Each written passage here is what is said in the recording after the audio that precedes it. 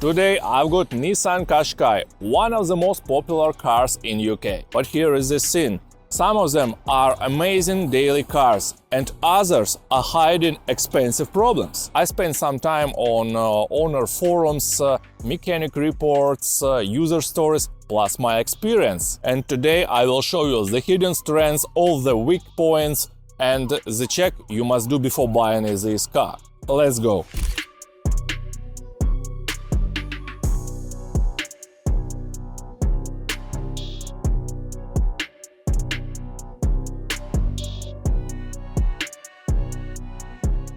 So, this is 2017 Nissan Qashqai with 1.5 diesel engine and it has 60k miles on clock, it's Euro 6 and it's manual. Let's start with basics. This Qashqai was designed specifically for Europe and was built in Sunderland. It became the UK's favorite family SUV for simple reasons.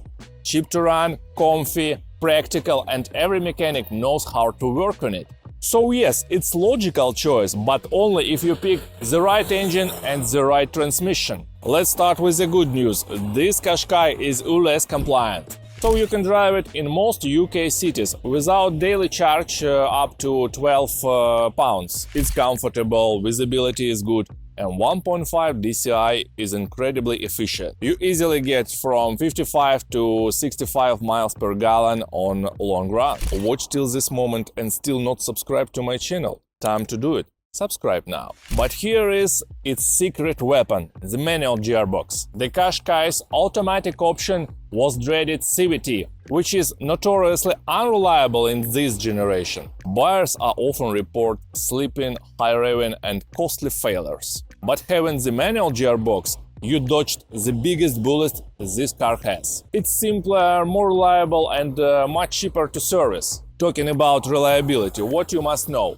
That 1.5 DCI is a simple, quiet and economical engine. Even though it's Euro 6, if the previous owner used this car only for short trips in the city, the DPF is likely clogged and living on borrowed time. Check the service history for DPF issues and look for recent long motorway journey. But if the previous owner did mostly on the motorway, like this one, you are golden. This engine loves long runs and can easily do 150-200k miles if serviced right. Strong points: excellent economy, turbo lasts long, very smooth, cheap parts and no silly over-engineering. Now the weak spots.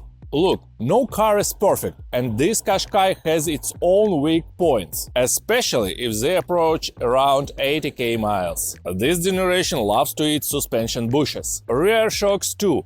They start leaky and go bumpy over bumps. It's not engine blows up level, but expect 300-500 pounds eventually. Road noise. It's not as refined as Volkswagen Tiguan or Hyundai Tucson. On the motorway you will hear tire noise, wind noise, pretty normal I would say for Nissan. Next one, infotainment and electronics, the annoying stuff. Nowadays the 2017 infotainment system is completely slow, glitchy and notoriously frustrating comparing to rivals. Most owners just use their phone for navigation. There are also occasional reports for battery drain and sensor warnings. Nothing catastrophic, just typical Nissan quirks. This is honestly true, the system is ancient.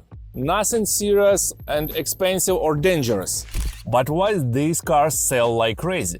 Extremely cheap to run, comfortable seats and great driving position. Massive boot for its size, ULEZ compliant, insurance is low and parts everywhere. And mechanic can serve it for proper money. Like I said, this is just simple good family car. Manual gearbox, let's highlight it again. The manual gearbox is the best version of this car. If this were CVT automatic, I would say walk away unless it's very cheap. But the manual, it's smooth, durable and no expensive hidden surprises.